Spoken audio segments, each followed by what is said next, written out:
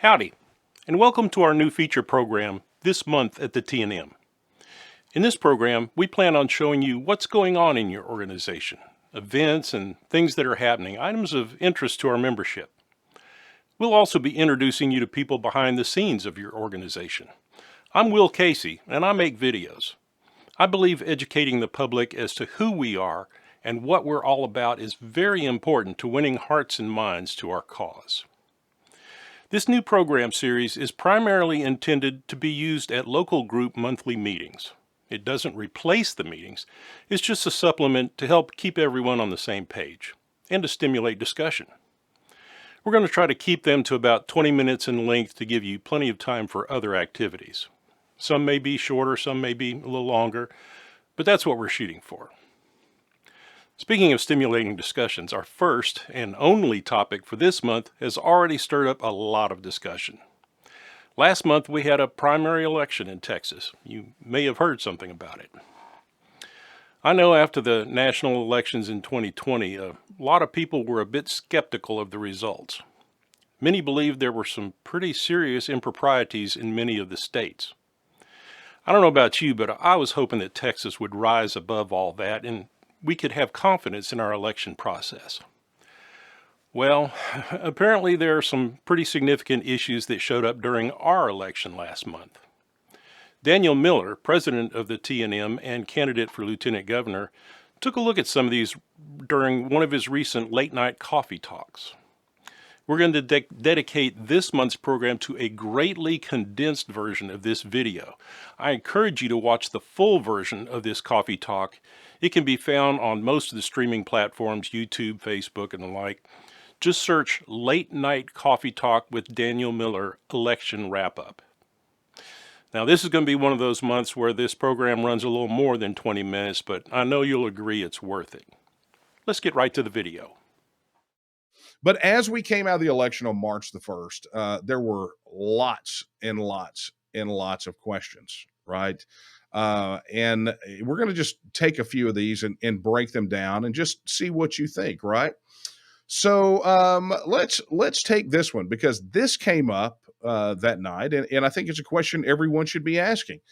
Simply, how does a precinct have greater than 100% turnout? Take a look at this graphic. Now, this is just in one race, right? Harris County, House District 138. The first column is the precinct number, obviously. But the second column is the number of registered voters in that precinct. And then the third column is how many voters from that precinct voted. Okay, so typical voter turnout numbers. Well, this one, looks pretty normal. I mean, it's kind of high. This first one, 18.46% for, for an election, right? For a primary election. But when you go to the next precinct, there are only 3 registered voters in that precinct, and 67 of them turned out for a 2,233.33% turnout rate for that precinct. And then you begin to look at the rest of these numbers, 1,805%. 342%, 2,433%. And it just goes on and on to some of these ridiculous numbers of 24,800%. But this is a question that people should be asking themselves. How in the world does a precinct have greater than 100% turnout? It doesn't seem possible because, frankly, folks, it's not. And so it definitely is something that people should be asking. And folks, this is not the only instance where this happened. I think it's important, if we're going to unpack this election, to ask the hard questions. And frankly, folks, this one's not that hard, right? We know from the standpoint of this election that the numbers didn't make sense, that suddenly there were weird votes here and there, and the percentages were off. But frankly, how does that happen? And I'm gonna tell you, this dovetails really into the next question, right? Because let's take a look at this one. Question everyone should be asking: how does a candidate lose votes after the counting starts? We were told, we were tipped off by some of our volunteers that were watching the results come in on the Secretary of State's website. At 11:02, I called him up to after I was getting bombarded by volunteers and supporters that people were watching votes being taken away from us on the Secretary of State's website, right? So we would have a vote total and then those votes would disappear. And so Claver actually documented all this, but rather than just dwell on that, I want to show you that ultimately it was not a unique phenomenon, right? In fact, it was being reported that very night. Right here, this post on Facebook, someone else seeing that votes were taken away from Allen West. And then we had this video surface. So we're going to take a look at 3 photos, and we're going to look specifically at Texas Senate District 11. So in this first photo, you can see Bianca Gracia leads the establishment choice, Middleton, by 1,200 votes going into Election Day. And then, boom, once Election Day counting begins, we see a complete statistical impossibility. So Middleton completely leapfrogs Gracia with 93% counted, where she gains 34,000 votes and Gracia only gains 4,000 votes. So what this means is that Gracia, who was in the lead by 1,200 votes, all of a sudden when Election Day counting begins, now she gets 1 vote for every 8.5 that Middleton, the establishment candidate, gets, which is absolutely, completely unheard of and impossible. But if you still need convincing, then you're going to want to see photo number 3. But first, I want you to note that Gracia at this point has 12,124 votes. And at this point, we have 93% of the votes counted. Now, with 100% of the vote counted, somehow, some way, Bianca finishes dead last. And look at this. So she started with just under 7,000, then went up to over 12,000, and finishes with under 5,000 votes. And what's worse is if you go back to picture number 2, look how many Middleton had with 93% of the vote in. 41,082. And here at the final count, Middleton didn't gain a single vote. We saw it happen in real time in my race. We saw it happen in the governor's race. There's an example of a down ballot race where it happened. And I suspect that there are other reports that are going to come in where this exact thing happened, right? This is not an isolated phenomenon. And so, again, the question is, once you start counting, how do you lose votes? How does that happen? The question, everyone, if we have fair elections, right, and elections that make sense, and we have a system that, in fact, you go vote and your vote gets counted, then how does it go down? How do your totals go down? How does that happen? Because, it seems that it only happened to the challengers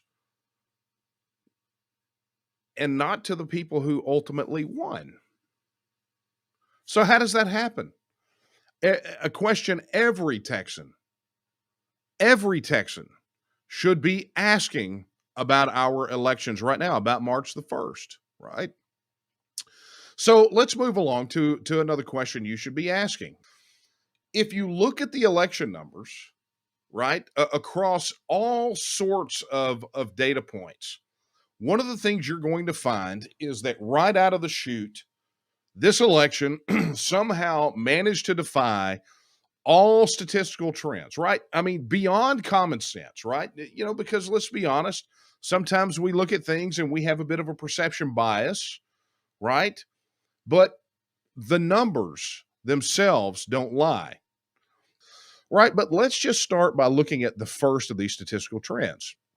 And what you see here is a spreadsheet that was sent to me that actually compares in several counties the voter turnout, right? The number of votes cast from 2018 to 2022, right? So midterm to midterm or statewide to statewide, so a 4-year gap. And amazingly, what you wind up seeing here is that, remember, they told us all that early voting was at a historic low, right? Remember, that was what we were hearing all throughout early voting, poll after poll after poll, even reported in the media, that early voting was low. But look at this. In some of these counties, like Galveston County, Brazoria County, or, take a Montgomery County, 49% change in early voting. 49%. I mean, we're not talking just raw on, right? I mean, this is 49%. This is not a in line with a normal trend from midterm to midterm. But what's even worse is look at the election day percentage change, right? Look at this. Some of these, Galveston County, 55% drop in election day turnout, right? 57% in Brazoria County, right? Denton County, 37%. For an and look at these overall changes. Now, from a statistical trend standpoint, this doesn't happen. But it's even beyond that, because I'm going to show you some numbers that were compiled by our campaign. So what we did was we went and pulled, Claver did, he went with try to effectively either prove or disprove this theory, or at least add some information to the discussion, that there was some sort of algorithm in play that really all it did was double the early vote total, okay, to reach the election day total in the final results. So what he did was he took all of the races, right? Not all, but a chunk. He looked at the governor's race. He looked at the lieutenant governor's race. He looked at the attorney general's race, comptroller, ag commissioner, general land office, railroad commissioner, court of criminal appeals, place 5. Okay. And then what he did was he applied the math, right, to determine, okay, look, for each candidate, what did the early voting totals, what is the ratio of early voting to election day totals and the final results? Okay. And this is what he came up with. Look how terribly consistent these numbers are. Floating right around double. A 2 means double. Look at the early day change over 4 years ago. And look at this spike in early voting, even though we were told it was low. But yet what we had was election day totals that were effectively across the board almost exactly double what they were in early voting. It's a question everyone should be asking themselves. What was it about this election that violated all statistical trends, right? Anything you would ever expect to see. How does that happen? The short answer is it doesn't happen naturally. Okay. So, real quick question, because we've got to talk about this. What's happening with the audit logs from the electronic voting machines, right? State Representative Brian Slayton took to Facebook and posted, "Did you know many counties don't have early voting audit logs completed and submitted yet? Dallas County is one of them. Secretary of State is giving waivers to counties that don't have them." Well. The disadvantage of electronic voting machines is that you have to rely on them to provide a copy of these audit logs so that you can check to make sure things were done properly, or you can spot things that were not done properly. But it doesn't cover things that we know actually happened, like in Tarrant County, where they broke chain of custody for the drives and handed them over to law enforcement in Tarrant County, where they promptly disappeared for hours and hours and hours before they were actually finally transmitted. And so as it stands right now, candidates that are trying to get to the bottom of this, and fair election advocates and election integrity advocates are trying their dead level best to untangle this mess. And here we go.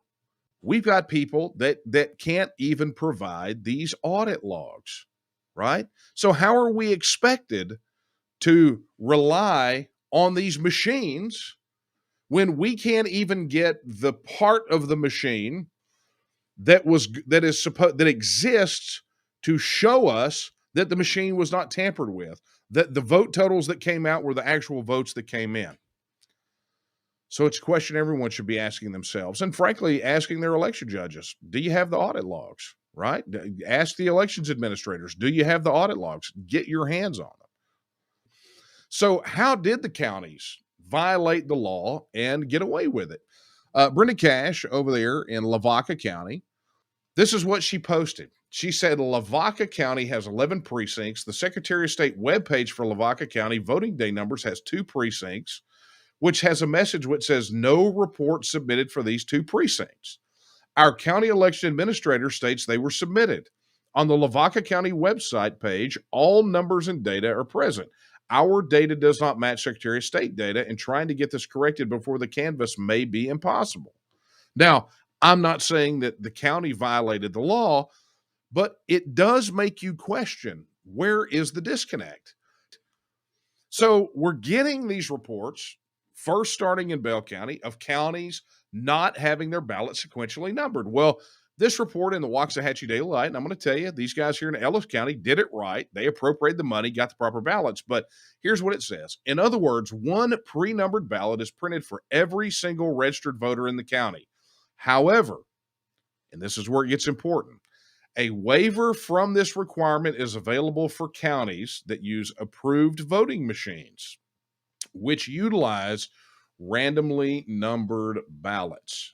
Well, wait a minute. A waiver? A waiver? So who do they get these waivers from? Well, it turns out that they get the waivers from none other than the unelected and appointed by the governor Secretary of State. And apparently the Secretary of State has been handing out waivers like they're handing out candy at Halloween. AKA, you want to know how counties are getting by with violating the law? Go to your Secretary of State and find out about the waivers that are being issued. If you will indulge me, I'm going to hit one question that is specifically about my race. Because if you notice that so many of these guys won by massive percentages, and that includes Dan Patrick. Dan Patrick declared the winner in this race, 75%, it was all in the bag for him, right, according to the election results. But one of the questions that I think we all should have is, you don't get to 75% in the last 3 or 4 days, right? If they're a lock, remember, because Trump endorsed him and all those sorts of all that crap that they told us, if he was already over 75%, why would he spend $2.5 million on a statewide TV buy? So what we have here is we see that he commissioned a poll in January and then turned right around with that poll in hand that should have shown him way above everybody else, right? Given the results that happen on election day, if they're accurate. And then immediately turning around and spending $2.5 million on a statewide TV buy. So it defies logic, much like the stories that we heard about his internal polling, Greg Abbott's internal polling showing they were both underwater. All the signs, all the motions, all the things they did indicated that they knew they were underwater, that they had to fight like hell or they were going to end up in runoffs. And then suddenly, a week or two before early voting starts, they're calm. Everything tamps down. They got it in the bag. And then we got what we got. So, again, just questions you should be asking about this election. Questions that, frankly, everyone is asking about this election right now. I've heard from candidates up and down the ballot that they are not going to take this lying down. They're not going to. And I'm going to tell you, for those critics out there that may scream that this is sour grapes, it's not, right? There might not be a single chance in hell that any of this stuff will ever pan out and that suddenly I would end up in a runoff with Dan Patrick. But you see, that is not the point. The point here is much larger than this election, and it goes back to what I said at the very beginning of this. It is not about this race. It is not about a single campaign. It is not about a single election cycle. This is a movement, right? This is a much bigger thing than this one deal. And if I never got another vote out of this whole thing, it would not matter, because what matters most is the same reason that we fought like hell to give the people of Texas a vote on Texit, right? It's the same thing. The exact same reason and rationale is that if they don't represent us, then they can't represent us. And if these elections are not elections, but rather selections, then how could we ever go to sleep at night and think that we live in a constitutional republic? One problem is an anomaly. Two problems, that's a challenge. But all of these problems together, that's not a trend, right? That is the collapse of a constitutional republic. And frankly, folks, I'm fired up about this. And I think it's important. I think it's important to understand why this is, right? Because the question becomes, well, what do we do now? What is it that we do now as individuals, as an organization, as a campaign, whatever it is? What do we do now? While our continued relationship in the Union is still the greatest existential threat to Texas, the cancer that is growing within our own government that would call what we just went through a fair election, that's just as big a problem. And if you think about it in these terms, right? If we want to get and win a vote on Texit, then we have to make sure that this crap stops, that these people are held accountable. While people focus on the political independence aspect of it all the time, the fact of the matter is we have a holistic mission. But beyond the independence aspect of it, right from our website, it's to restore and protect a constitutional republic. Well, folks, if we have no reliable elections, how can we have a constitutional republic? But it's also to restore and protect the inherent rights of the people of Texas. And need I remind you of what one of those inherent and inalienable rights is, right? Article 1, Section 2 of the Texas Constitution, all political power is inherent in the people. And more importantly, to this particular subject, all free governments are founded on their authority. And it goes on to say the faith of the people of Texas stands pledged to the preservation of a Republican form of government. So I'm going to tell you, the pledge that I took August 24th, 1996 still stands, right? If you ever thought, if these numbskulls in the political establishment ever thought that some crap like this was going to break us, they're lunatics. That is the stupidest thing they could have ever done. They stepped on the toes of the people that have pledged their lives, their liberties, and their fortunes and everything else to a free and independent Texas, to upholding Article 1, Section 2. All they did was poured gas on the fire. Let us not forget, folks, that when anyone says that this election was the most secure that we've ever had, just remind them of this. Hey, before y'all set it up. I didn't understand what you said. What did you just say? Okay. With this election, you can vote in any precinct. No, you said the Republican side is not what? I don't have staff, so we are closed right now. So for the Democrat, I can vote Democrat? You can vote Democrat. But not Republican? Not Republican, I'm sorry. Okay, all right, thank you.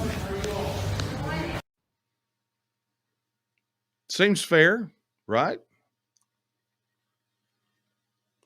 If you spotted any election irregularities during whether it was early voting or during election day or since, drop us an email at electionfraud@thetnm.org. That's electionfraud@thetnm.org. You need to get some perspective, you need to get mad, and you need to get serious, right? The perspective for us is this. We had some wins. We got, even with all of these irregularities, we had some wins. We had some wins in the precinct conventions, and we've got things to be excited about. But you also need to get mad, right? Because when they take our elections away from us, when they take away our ability to elect our own people and they turn it into a selection, this is no different whatsoever than living in some third world country or some banana republic. So you need to get mad about it. But you don't need to just get mad and shake your fist. You need to turn around and use it to get serious, to do the things necessary to become the change that we need, to make the changes that we need. But it's important. It's absolutely important that as we move forward, we never forget why we're here. It was never about one election. It was never about one campaign. It's about winning the battle. I mean, think about what would have happened if the Texian army would have said, after the Battle of the Alamo, said, "Oh man, I'm just so discouraged. Sorry, I'm out of here." Well, you know what? 60% of the Texian army washed out between the start of the revolution and San Jacinto. 60%. You don't want to be those 60%, right? The Texian army took the battle cry, "Remember the Alamo." It was on their lips, shouted from their lungs as they marched on the Mexican army and obliterated them on the plains of San Jacinto. And that, my friends, is how you win. That's what we do. We prepare, we train, and then we fight, and then we win. And yeah, I'm not happy about what happened March the 1st. I'm not happy about what happened in this election. But there are only two things in this life you control: your attitude and your effort. My attitude is spot on. And my effort is going to continue to be 100% until we get the job done. And I would hope that you would be the same. It was Sam Houston who said that Texas will again lift its head and stand among the nations. I believe that time is now. And the question is, will you stand with her? Good night, everyone. Things have been happening since this video was posted. Your coordinator will fill you in on the latest developments, including the establishment of the new Election Integrity Task Force. As Daniel said in the video, we need to not just get mad, but to get serious, and that's what your organization has been doing. Again, I encourage you to search Late Night Coffee Talk with Daniel Miller Election Wrap-Up on your favorite streaming platform so you can watch the entire video. There's a lot of information that Daniel covered that it's a lot more than what we showed you here today. That's it for this installment of our program. I look forward to seeing you soon. Until next month.